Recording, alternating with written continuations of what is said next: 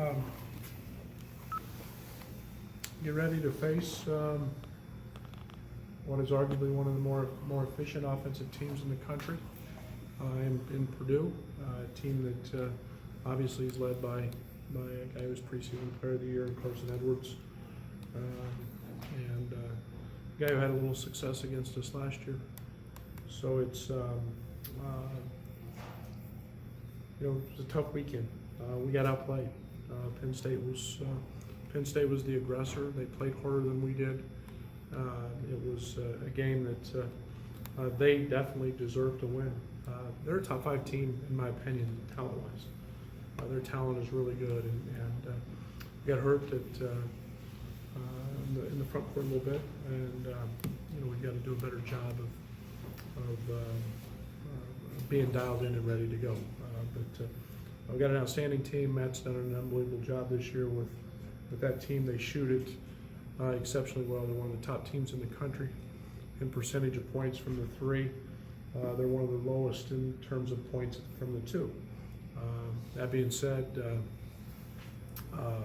we have to obviously do a good job of chasing them around and trying to take them out of some of the stuff they want to do.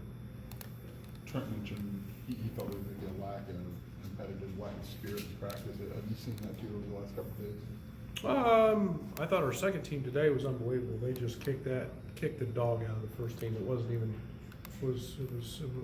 funny. So I love seeing that. That's a huge sign of growth. If he may see more than I do to it. I thought we were pretty good today.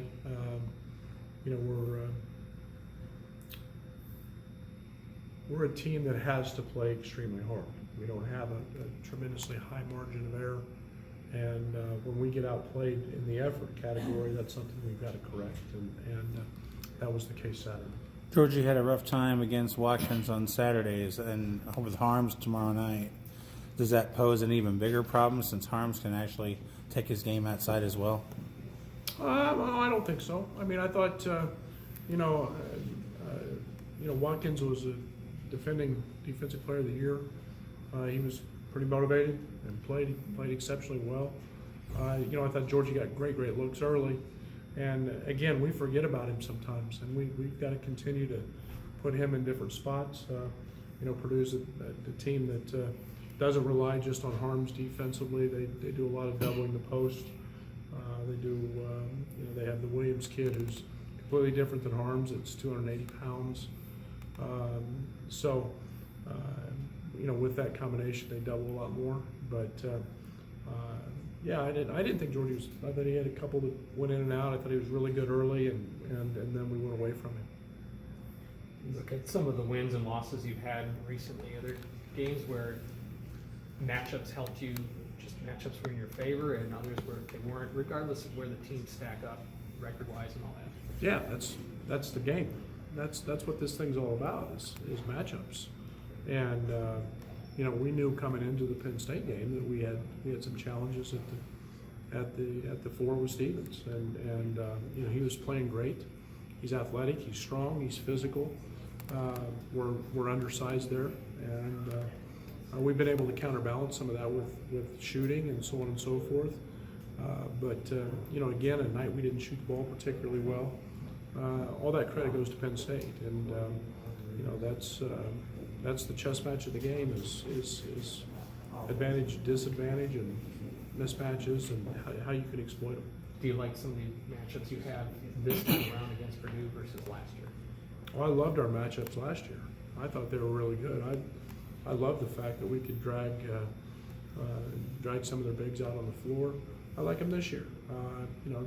This is a different Purdue team that is, albeit experienced. They've had different guys slide into their roles. Matthias was an unbelievable shooter, one of the top shooters in the country. Klein stepped into that role. They're doing it with 2 guys now, and Harms and Williams have kind of taken over. For the big boy inside, and then Carson's Carson. So, they've slid Nogel. He's not a shooter, but they've slid him into the point guard role, and he's been extremely effective in doing what he does. He's an MVP in his role. He's an unbelievable offensive rebounder. Eifert is a guy who goes every single time to the glass. He's one of the most efficient players. I think he's the number 2 ranked player in the country in efficiency. So this is a team that's adapted very, very well to their roles, and it's made them effective. What's the challenge of Mackey? How do you get you guys ready for it? Like any other one. He's got great venues, great crowds. They've been very, very good at home. We cranked the music again today, try to create as much difficulty as we can for our guys to communicate and stress the importance of it. And then we've got to have great poise. You coached in that building before? I have. Yeah, it's loud. It's a good building. Was that your high school record collection we were hearing? Well, that was part of them. Yeah, it's pretty good. They may not like it, but I do. Mm-hmm. Trent and Io maybe haven't been at their peak offensively the last 2 games. I know it's not all about one end of the floor, but what are you seeing with the shots they're getting or the opportunities they have on offense? Well, I thought Trent rushed some things the other night. And Io picks up a couple fouls, and I think Trent felt like he had to burden some load, and he took some really quick shots that were really hard shots. And the one thing that we're trying to continue to do is get the ball to Georgie, understand that he's a pretty viable option. And then I thought we got good looks. I'm not arguing the looks. I can't control whether they go in or not, but I liked our looks. I thought we had an opportunity to spray a few out to the perimeter and not necessarily shoot them over contested hands, but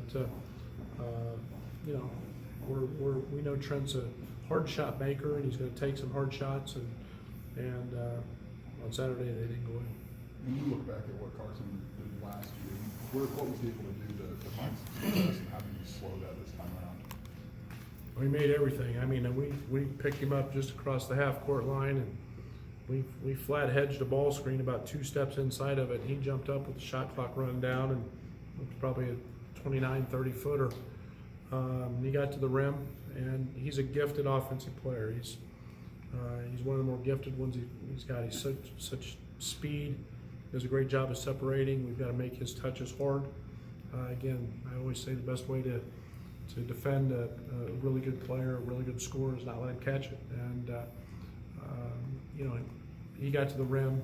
He's very good in ball screens. He loves to play in that. They put him in a lot of them in open space. So he's a good player. He's going to make some baskets, and we've just got to make sure that we challenge everything from the catch to the shot. Last year you didn't have Trey to defend him. I assume that's going to make a difference for Carson. I don't know if anybody's made a really big difference that's guarded him in the league. I think it's a combination of you got to have a lot of bodies to run at him.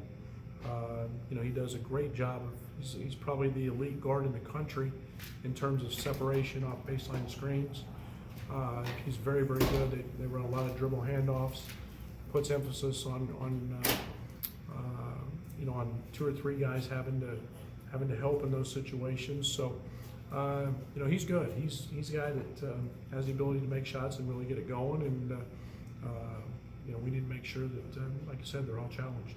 Is there a balance between trying to stop him but not losing focus on the rest? Oh, I believe me, we're not losing focus on the rest. I think Klein's extremely dangerous. Eifert's one of the most efficient players in the country. And then you start to.